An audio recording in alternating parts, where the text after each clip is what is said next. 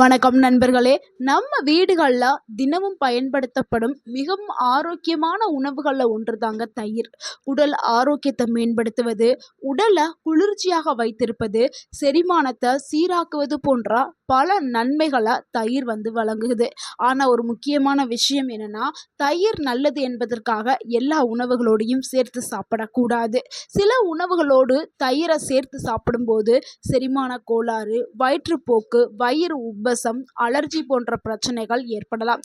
இன்னைக்கு வீடியோல தயிருடன் சேர்த்து சாப்பிடக்கூடாத உணவுகள் என்ன, ஏன் அதை சாப்பிடக்கூடாது, சாப்பிட்டால் என்ன நடக்கும், எல்லாத்தையும் நம்ம விரிவா அறிவியல் ஆதாரத்தோடு நம்ம சொல்ல போறோம். ஸோ வீடியோவை முழுமையா பாருங்க. கண்டிப்பா இது உங்களுடைய உடல் நலத்திற்கு கண்டிப்பாக பயனுள்ள ஒரு வீடியோவாக இருக்கும். ஸோ நம்ம இந்த வீடியோ எதுக்காக போட்டிருக்கோம்னா ஒரு விழிப்புணர்வுக்காக தான். ஸோ வருமுன் காப்போம். வந்ததுக்கப்புறம் நம்ம போய் ஹாஸ்பிட்டலில் ட்ரீட்மெண்ட் எடுக்கிறதுக்கு பதிலாக வரதுக்கு முன்னாடி நம்ம அந்த உணவு சேர்க்கையை தவிர்த்தோம்னா நம்ம உடல் ஆரோக்கியமாக இருக்கும். அந்த ஒரு ரீசனுக்காக தான். ஸோ நம்ம முதலாவதாக பார்க்கக்கூடிய அந்த தவறான சேர்க்கை என்னன்னா தயிரும் மீன் தான். தயிருடன் மீனை சேர்த்து சாப்பிடவே கூடாது. நிறைய பேர் என்ன பண்ணுறாங்கன்னா வறுத்த மீன் கூட சாதத்தில் தயிர் ஊற்றி சாப்பிட்றாங்க. இந்த வழக்கம் கிராமங்களில் நிறையவே இருக்குது. ஸோ இது நிறையா பேர் இந்த மாதிரி ஒரு காம்பினேஷன் சாப்பிட்றாங்க. இது ஒரு சிலருக்கு பிரச்சனைகளை ஏற்படுத்தாது. ஆனால் பல பேருக்கு இது பிரச்சனைகளை ஏற்படுத்தும். அவங்களுக்கே தெரியாது இந்த தயிரும் மீனும் சாப்பிட்டதுனால தான் பிரச்சனை அப்படின்னு அவங்களுக்கே தெரியாது. ஆனால் பாரம்பரிய மருத்துவ முறையில் தயிரையும் மீனையும் சேர்க்கக்கூடாது அப்படின்னு கூறப்பட்டிருக்குது. ஏன்னா தயிர் ரொம்பவுமே குளிர்ச்சி தன்மை கொண்ட ஒரு உணவு. மீன்ல புரதச்சத்து அதிகமாக இருக்குது. ஸோ ரெண்டையும் ஒரே நேரத்தில் சாப்பிடும்போது சிலருக்கு செரிமான பிரச்சனை, வயிறு உப்பசம், அஜீரணம், அலர்ஜி இதெல்லாம் ஏற்படுறதுக்கு வாய்ப்பு இருக்குது. இதை சாப்பிட்றதுக்கான சரியான வழிமுறை அப்படின்னா மீன் சாப்பிட்டு ஒரு 2 மணி நேரம் 3 மணி நேரம் கழித்து தான் நீங்கள் தயிரை சாப்பிடணும். அதே மாதிரி தயிரை நீங்கள் சாப்பிட்டீங்கன்னா 2 மணி நேரம் 3 மணி நேரம் கழித்து தான் நீங்கள் மீனை சாப்பிடணும். இந்த ஒரு சேர்க்கையை கண்டிப்பாக வயதானவர்கள், குழந்தைகள் கண்டிப்பாக தவிர்க்கணும். முக்கியமாக வயதானவர்களுக்கு இது பல பிரச்சனைகளை ஏற்படுத்தும். ஏன்னா எங்கள் வீட்டில் நடந்த ஒரு உண்மையான சம்பவம். ஏன்னா எங்களுடைய அம்மா என்ன பண்ணாங்கன்னா வறுத்த மீன் கூட தயிர், அதாவது சாப்பாடில் தயிரை ஊற்றி சாப்பிட்டு மீனை வச்சு சாப்பிட்டாங்க.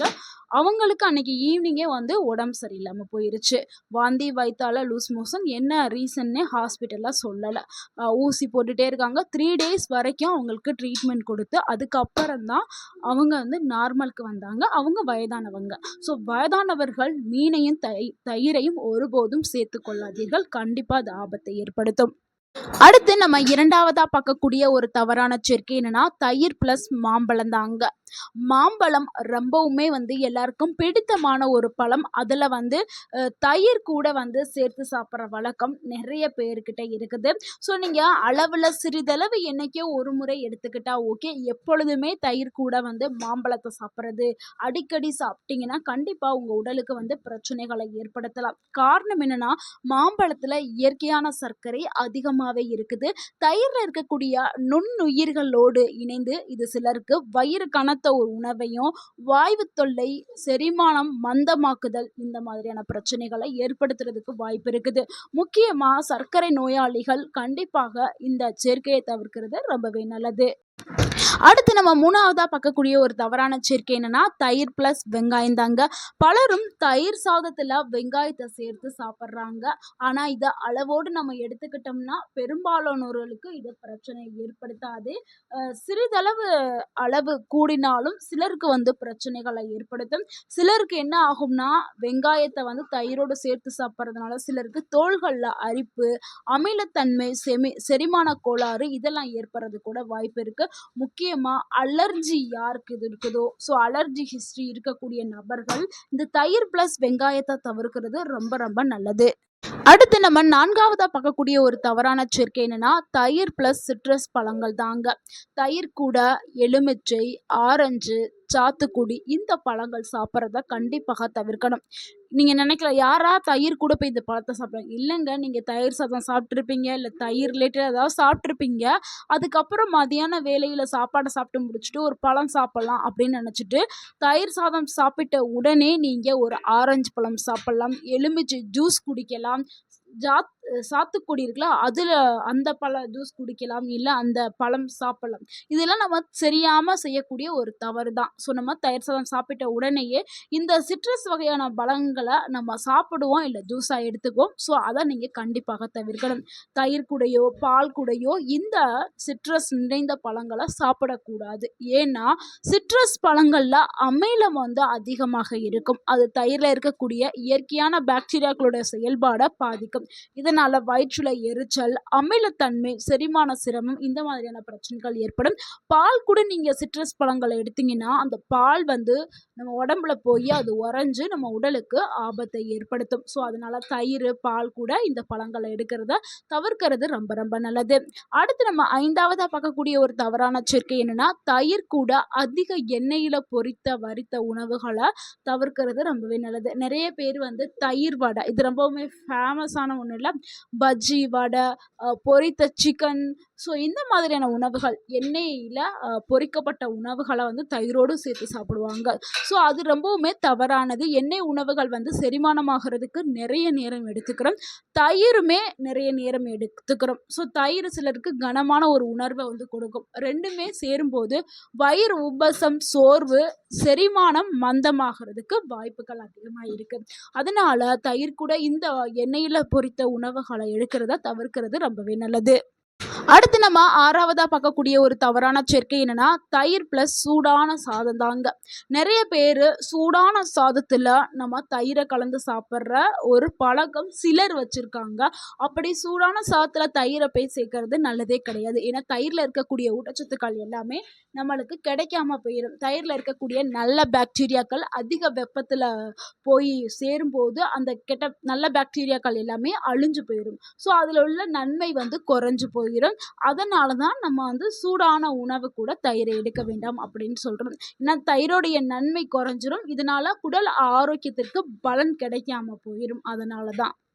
அடுத்து நம்ம 7வதா பார்க்கக்கூடிய ஒரு தவறான சேர்க்கை என்னன்னா, தயிர் பிளஸ் வாழைப்பழம் தாங்க.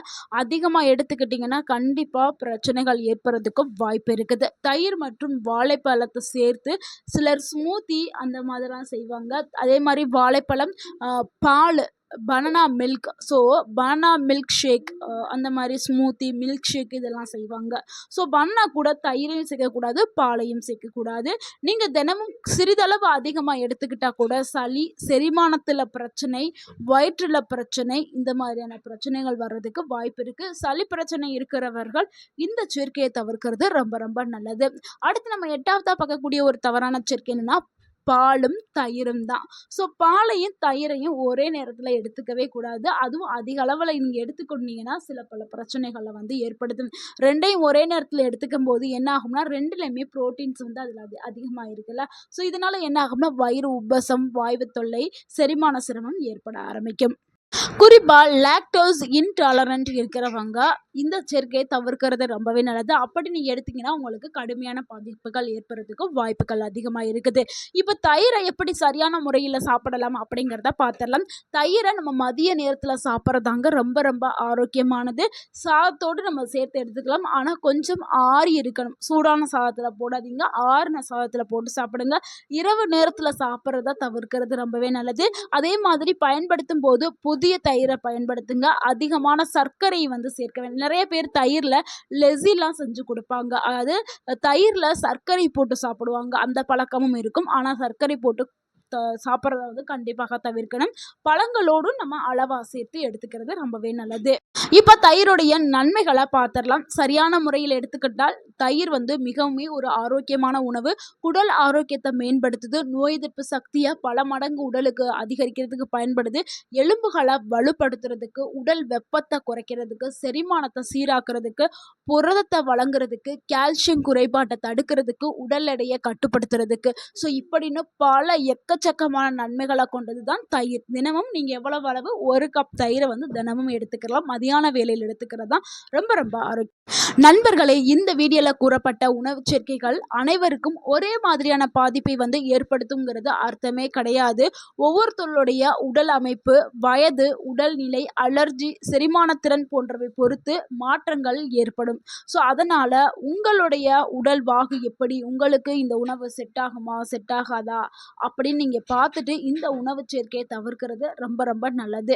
ஸோ முடிஞ்ச அளவுக்கு இந்த உணவு சேர்க்கையை தவிர்த்தீங்கன்னா உங்கள் உடல் வந்து ஆரோக்கியமாக்கப்படும். முக்கியமாக வயதானவர்கள், குழந்தைகள், செரிமான தன்மை கம்மியாக இருக்கிறவர்கள் தவிர்க்கிறது ரொம்ப ரொம்ப நல்லது. ஸோ தயிருங்கிறது ரொம்பவே ஒரு சூப்பரான உணவு. அதை நீங்கள் தயிரை மட்டும் தனியாக எடுத்து இந்த தகவல் உங்களுக்கு பயனுள்ளதாக இருந்திருந்தால் இந்த வீடியோக்கு ஒரு லைக் பண்ணுங்கள். இந்த வீடியோவை உங்களுடைய ஃப்ரெண்ட்ஸ் அண்ட் ஃபேமிலிக்கு ஷேர் பண்ணுங்கள். மறக்காமல் நம்ம சேனலை சப்ஸ்கிரைப் பண்ணுங்கள், சப்போர்ட் பண்ணுங்கள், கமெண்ட் பண்ணுங்கள். தேங்க்யூ ஃபார் வாட்சிங் அண்ட் வாழ்க வளமுடன். உங்கள் ஆரோக்கியம் உங்கள் கையில் தான். நன்றி, வணக்கம். வாழ்க வளமுடன்.